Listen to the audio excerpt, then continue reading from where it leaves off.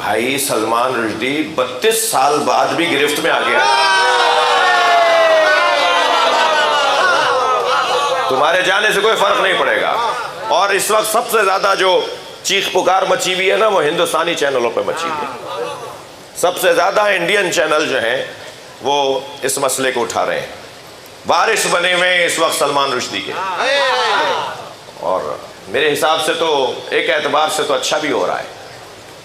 پتہ چلے کہ سازشیں ہوتی کہاں سے ہیں.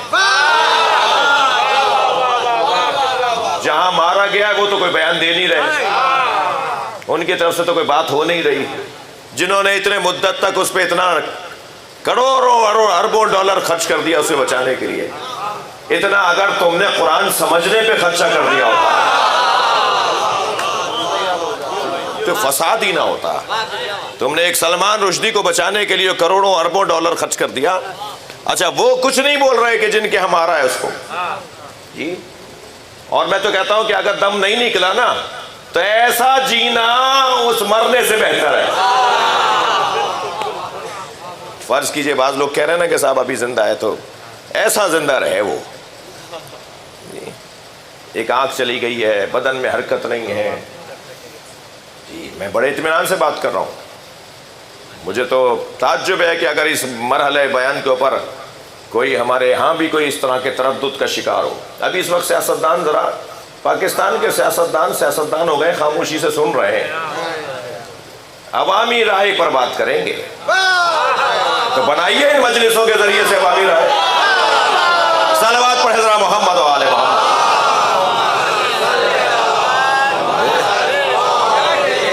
خاموشی سے سن رہے ہیں ساری پارٹیاں. دیکھو ہوگا کیا, دیکھتے ہیں ہوگا کیا. کوئی بیان نہیں دے رہا ہے تو ان کے بیانات کو اس ممبر کے ذریعے ہی سیدھا کیا جائے گا. ہم شدت پسندی کو پسند نہیں کرتے. یہ کیا شدت پسندی نہیں تھی کہ اس نے نبی مکرم کو کی توہین کی اور بے ادبی کی؟ کیا شدت پسندی یہی ہے کہ کوئی کسی کے گلے پہ چھری چلا دے؟ کیا شدت پسندی یہ نہیں ہے کہ ہر سطر کے اوپر قلم چلا چلا کے تم نے قتل کیا ہے؟ یہ کتاب بھی تو شدت پسندی ہے. یہ تحریر پہ جو تم نے لکھی شیطانی آیات, شیطانی آیات قرآن کو بولا, نبی کو معاذ اللہ میں نہیں بول سکتا. جو نبی کو اس کے اندر لکھا گیا ہے, جو سرکار کے بارے میں جو کچھ لکھا گیا ہے, جو قرآن کے بارے میں جو کچھ اس کتاب میں لکھا گیا ہے, اور پورا سیٹ ہے اس کی کتابوں کا, یہ تیسری یا چوتھی جلد تھی. یہ شدت پسندی نہیں ہے کہ آپ کسی کا ادب احترام نہیں کرنا چاہتے, آپ اربوں مسلمانوں کا دل دکھانا چاہتے ہیں. یہ شدت پسندی نہیں ہے. میں نہیں کہتا کہ اگر مسلمانوں کی طرف سے کسی کی دل آزاری ہو تو وہ ٹھیک ہے, وہ بھی غلط ہے, مگر یہ بھی تو غلط ہے. یعنی پردہ اتارنا آزادی ہے, پردہ کرنا آزادی کیوں نہیں ہے؟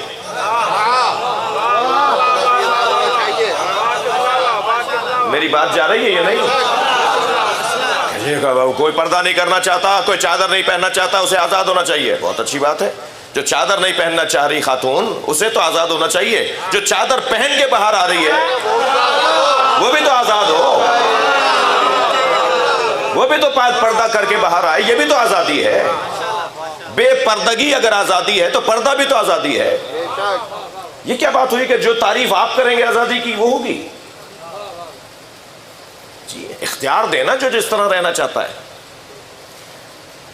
شدت پسندی, دہشت گردی کیا صرف یہی ہے کہ اگر کوئی کسی کو قتل کر دے تو وہ دہشت گردی ہے؟ آپ توہین کر رہے ہیں, آپ کتابیں لکھ رہے ہیں, آپ تقریریں کر رہے ہیں, اور آپ اس کتاب کے پرچار کے لیے دنیا کی زندہ مشہور زبانوں میں ترجمے کروا رہے ہیں. آپ ایک تحریک چلا رہے ہیں. بس چلیں ممکن ہے بھائی لکھ دیا تھا بس ختم, پھر ہم نے دوبارہ اس کو نہیں اٹھایا. نہیں, آپ تو باقاعدہ تحریک چلا رہے ہیں نبی کی توہین کی.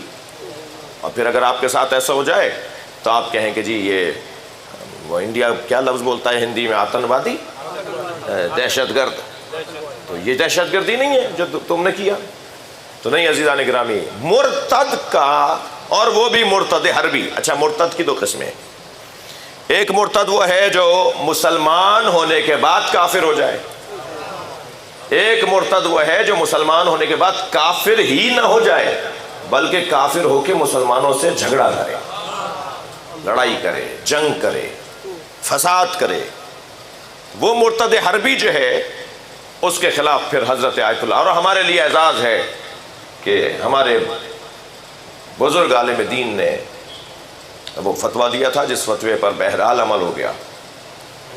جی یہ بھی ضروری نہیں ہے کہ مارنے والا یہ شیعہ ہو، ابھی طے نہیں ہے.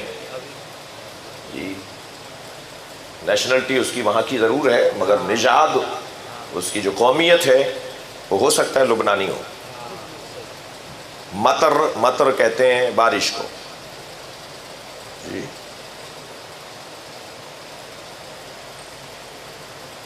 اگر تم میں سے کوئی دین سے مرتد ہو گیا تو تمہارے جانے سے کوئی فرق نہیں پڑے گا. اللہ پھر ایک اور قوم کو لے آئے گا. جس قوم کو اللہ لے کر آئے گا اس میں یہ 6 صفتیں ہوں گی، جس میں سب سے پہلی صفت کیا ہوگی؟ یحبہم، اللہ ان سے محبت کرتا ہوگا. دوسری صفت کیا ہوگی؟ یہ میرا مضمون اس وقت نہیں ہے. دوسری صفت کیا ہوگی؟ یحبونہ، وہ بھی اللہ سے محبت کرتے ہوں گے. تیسری اور چوتھی صفت میرے مضمون کی ہے، ہوگ اور بغض ذہن میں رہے آپ کے، محبت اور نفرت ذہن میں رہے. تیسری صفت ہے اذلۃ علی المؤمنین، وہ مومنین کے سامنے عاجزی کے ساتھ، خاکساری کے ساتھ، انکساری کے ساتھ، تواضع کے ساتھ، نبرت کے ساتھ، وہ مومنین کے سامنے جھک کر پیش ہوں. مومنین سے اکڑ کر بات نہ کریں، مومنین سے پیار کریں. جب سن لیا کہ اس کے دل میں علی بستا ہے تو اکڑ کر بات کیوں کر رہے ہو؟ جب سن لیا کہ اس کے دماغ پر حاکم نبی کی ذات ہے، جب سن لیا کہ اس کے وجود پر حاکم حسین کی ذات ہے، تو اس سے عاجزی سے بات کرو، اس سے اکڑ کر بات نہیں کرو.